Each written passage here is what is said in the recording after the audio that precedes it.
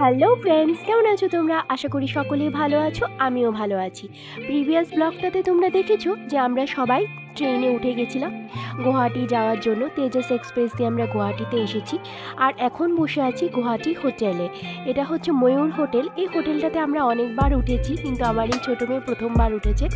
এখন হোটেলের ভেতরের ইন্টেরিয়রটা অনেকটাই চেঞ্জ হয়ে গেছে। আগে একবার আমরা নিচের একতলাতে যে এসি রুমসগুলো যেগুলো আছে, এসি রুমসগুলো সব একতলাতে, ওটাতে উঠেছিলাম। কিন্তু এবার আমরা উঠেছি উপরে, কারণ এখন এমনিতেই পুরো ওয়েদারই এসি এসি হয়ে আছে আর এসি কোনো দরকারই নেই। তো রুমে এসে ফ্রেশন আপ হয়ে তারপর অনেকক্ষণ আমরা রেস্ট করেছি, কারণ ট্রেনে সে মতো ঘুম হয়নি। তো আমরা ঘুমিয়ে টুমিয়ে উঠে এখন প্রায় বেজে গেছে 11টা।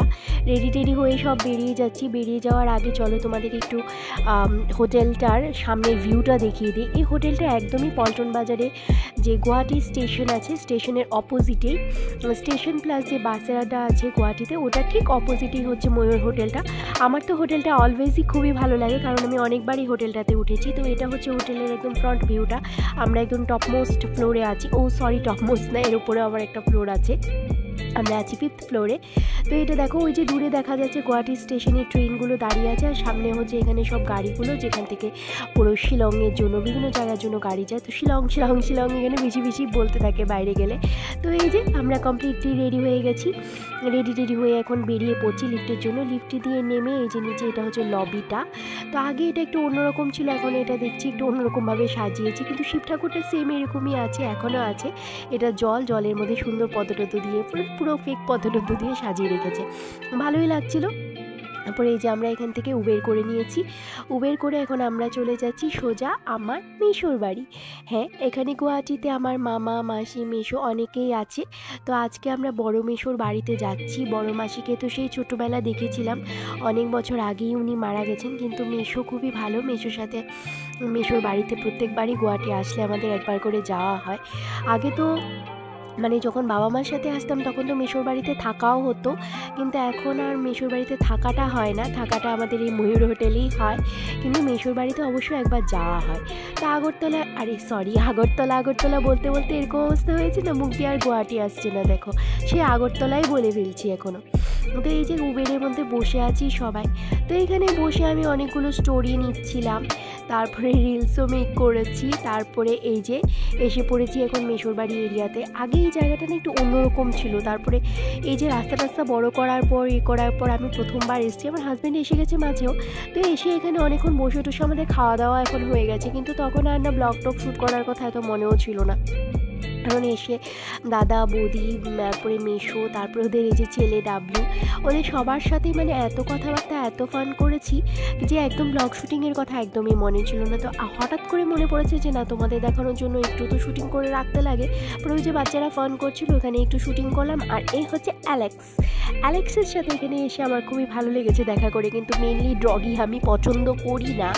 কিন্তু তারপরেও আচ্ছা ঠিক আছে, দূরের থেকে এইভাবে দড়ি বাঁধা থাকলে আমার দেখতে অসুবিধা নেই। তো এখন হয়েছে আমাদের চলে যাওয়ার পালা। তার আগে আমরা কয়েকটা ফটো ক্লিক করছিলাম এখানে, কিন্তু এই যে আমার ছোটো রানী একদমই ওদের সাথে ফটো ক্লিক করতে চাইছিল না, এসে পড়ছিল বাবার কাছে। তারপরে কি সবাইকে টাটা বাই বাই করে আমরা দুপুরে লাঞ্চ করেছিলাম এখানে। ওরা বলছিল রাতে ডিনার করার কথাও, কিন্তু আমরা করিনি, কারণ ঠান্ডাটা বাড়ছিল। ঠান্ডা বাড়ার আগেই আমরা হোটেলে ব্যাক করতে চাইছিলাম। তো অনেকটা জ্যামের মধ্যে পড়ে আমরা অনেকটা গলি দিয়ে, মানে ড্রাইভার আমাদের, আবার সিমুবের ড্রাইভার আমাদের অনেক সেফলি এনে হোটেলে পৌঁছে দিয়েছে।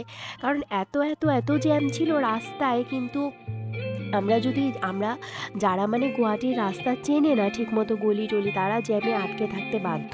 কিন্তু কোথা থেকে জানি এই উবের ড্রাইভারটা আমরা মানে লাকিলি ঠাকুর আমাদের কাছে পাঠিয়েছে, যে উনি আমাদের উবেরের যে মেইন রাস্তা দেখাচ্ছিল ওটা ছেড়ে উনি আমাদের গলি টলি দিয়ে নিয়ে গেছেন, যাতে আমরা প্রপার জ্যামটা এড়াতে পারি। আর সেম এরকমই হয়েছে, প্রপার জ্যামটা এড়িয়ে আমরা পৌঁছে গেছিলাম আমাদের হোটেলে। তো আজকের দিনটা মানে আমাদের খুবই ভালো কেটেছে আমাদের মেসোর বাড়িতে। অনেক বছর পর মেসোকে দেখতে পেয়েছি, সবাইকে দেখতে পেয়েছি, খুবই মজা লেগেছে। আর এইটা হয়ে গেছে আবার পরের দিন। পরের দিন মানে রাত্রেবেলা ঘুমানোর পরে আমরা সকালবেলা এখন মানে আমরা এখানে হোটেল ছেড়ে দিচ্ছি।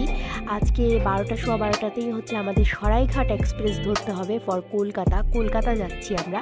তো এখন মানে আমরা প্যাকিং করে স্নান টান করে সবাই রেডি হয়ে নিচে লিফটে দিয়ে নেমে যাচ্ছি। তো আবার একটা ট্রেন জার্নি, আবার একমাত্র পুরো আমাদের ট্রেনে কাটাতে হবে। তো এই হচ্ছে ময়ূর হোটেলের লবিটার আরেকটা সাইড।